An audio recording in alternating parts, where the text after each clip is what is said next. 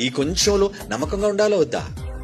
ఏమండి, అప్పటి వరకు చాలా మంది ఓర్పుతో ఉంటారండి, కానీ చిన్న తేడా కలిగేసరికి వదిలిపోతుంటారు. కానీ ఆ వదిలి వెళ్ళిపోయిన తర్వాత వాళ్ళకి కలిగే ఇబ్బందుల్లోనికి వెళ్ళిన తర్వాత మరలా నీ పునఃస్థితి పూర్వస్థితి రావాలి అనుకుంటే రాదు. తొందరపాట్లు ఊరేసుకున్న తర్వాత చచ్చిపోయి పాతాళానికి పోయిన తర్వాత అయ్యయ్యో నేను వెనక్కి వెళ్ళిపోతానని తప్పు చేశాను అని నువ్వు నాలుగు ఖర్చుకుంటే ఇంక రాదు. No more chance. అందుకే ఎప్పుడూ కూడా దేని విషయంలోనూ తొందరపాటుతనం తత్తరపాటుతనం పనిచేయదు. ఓర్చుకో, సహనం. ఏమంటే మనకు ముందున్న ఎందరో భక్తులు మనకి ఏమి నేర్పించారంటే ప్రతిదీ ఓర్చుకొనైనా సహనం సహించువారమైతే ఏలుదుము అన్నాడు. ఎంతో మంది ఈరోజు గొప్ప గొప్ప వాటిని సాధించారంటే ఎన్నిటినో సహించారు. వాళ్ళు ఎంతో గొప్పవాళ్ళుగా మారారంటే ఎన్నిటినో ఓర్చుకున్నారు వాళ్ళు. అంటే యేసుక్రీస్తు వారు ఆ మహాలోకంలో సింహాసనం మీదకి వెళ్లి ముల్లోకాలు నీలే మహారాజుగా కూర్చున్నాడు అంటే సహించలేదా ఆయన? ఓర్చుకోలేదా కష్టాలు? ఆయన అవమానాలు తట్టుకోలేదా?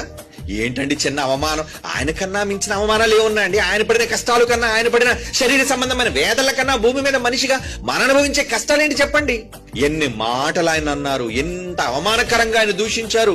ఆయన దూషించే బదులు దూషించలేదు అనే మాట మనం చదువుకోను. అంటే నిజంగా కొన్ని సందర్భాల్లో మాటలు మనిషిని ప్రాణం తీస్తాయన్నప్పుడు అలాంటి మాటలన్నీ విన్నాడు ఆయన చెవులతో. ఒక మనిషిగా వినేమన్నాడు, సరేలే నేను భరిస్తాను వీటన్నిటిని, ఎందుకంటే ఆ లోకాన్ని నేను కోల్పోకూడదు. ఒక అవమానాన్ని నేను ఎదుర్కొంటాను ధైర్యంగా. నాకు ఆ లోకం ముఖ్యం. ఆ లోకం కోసం ఎన్ని కష్టాలైనా, ఎన్ని అవమానాలైనా, ఎన్ని ఇబ్బందులైనా సరే ఎదుర్కోవడానికి నేను రెడీ. అదండి, అలాగా ఆయన తను తాను సిద్ధం చేసుకున్నాడు.